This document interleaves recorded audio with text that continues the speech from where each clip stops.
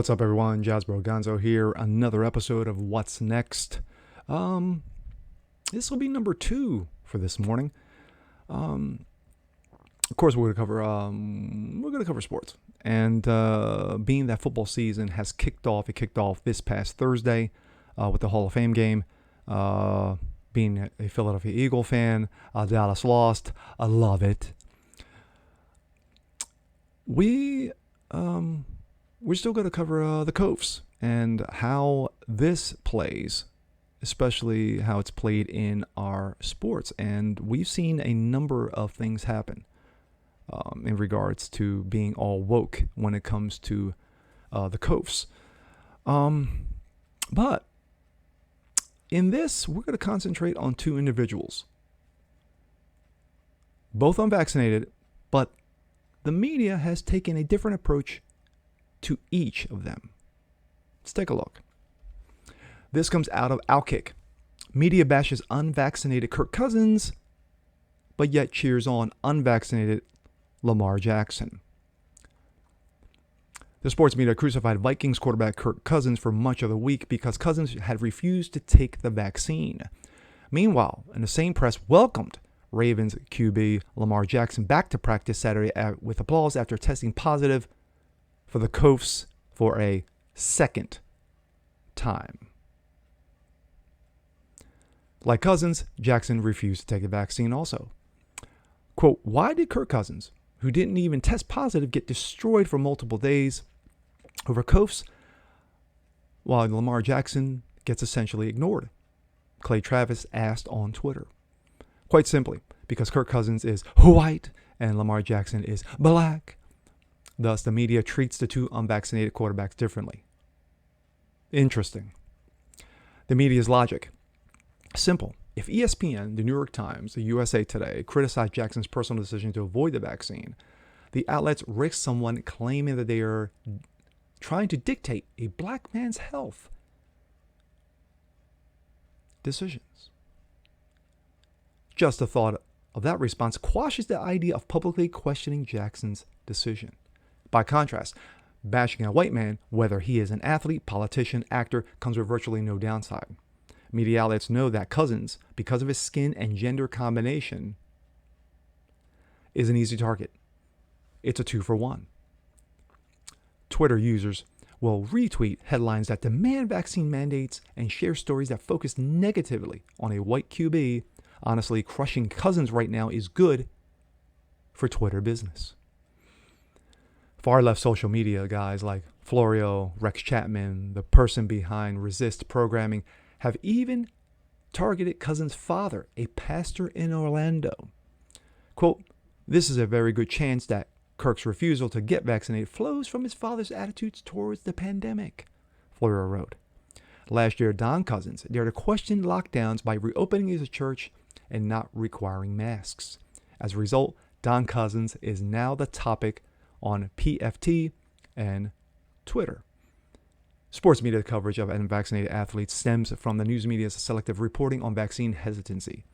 Because most sports writers are not smart enough to have their own opinion on the serious topic, they simply follow the left's news media's lead.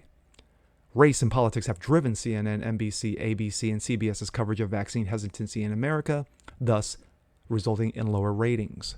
Therefore, race and politics now dictate how ESPN, Bleacher Report, and others cover the topic. There are 2 primary groups not obeying demands to get vaccinated: Black Americans and staunch conservatives. Moreover, both groups share the same concern. They don't trust the government, yet only the latter are blamed for what President Joe Dementia and the media call the pandemic of the unvaccinated. As the start of July, the vaccination rate for black people in the U.S. was a 15% lower than for whites. A subsequent chart found that black people make up 12% of the U.S. population, but only account for 9% of the people who received at least 1 dose of the vaccine. Viewers of CNN, ABC, and CBS are stunned. Since they first heard of the Delta variant, they have been told that Trump voters, his voters only, orange man bad, are the reason for the latest COVID wave. The news media will not note vaccine hesitancy among African Americans for the same reasons that the sports media won't cover Jackson's refusal to get the vaccine.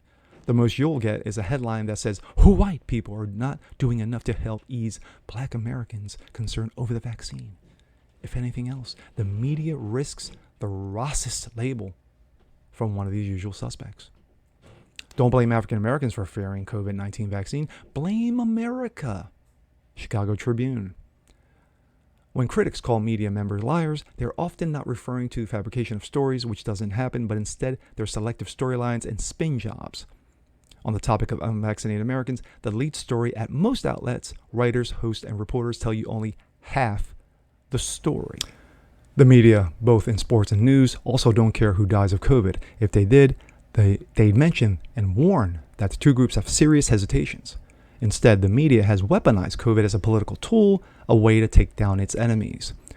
To add all this up, it's no wonder the sports media has focused so much on Kirk Cousins' decision to remain unvaccinated and so little on Lamar Jackson's hesitancy. While many Americans don't trust the media, major institutions still do. Already this week, Holland Hospital in Western Michigan ended its relationship with Kirk Cousins over its stance on COVID-19 vaccines. Unfortunately, Holland Hospital won't be the last partner to respond this way. Lamar Jackson, meanwhile, has no such worries. My thoughts. Clay pretty much hit it right on the nose on his Twitter feed. That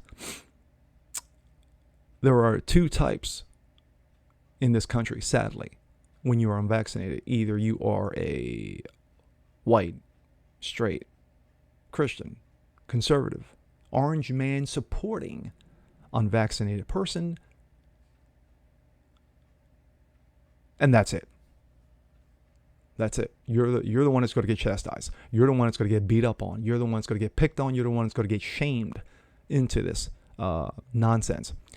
The fact of the matter is that we saw over this weekend when you had one Barack Obama celebrating his 60th birthday bash, supposedly downsized, but yet had tons of people, including pictures and videos of those running around saying what's good for me is not good for thee, no masks, and everybody in their faces. But yet, someone like Kirk Cousins, who basically says, hey, this is how I feel.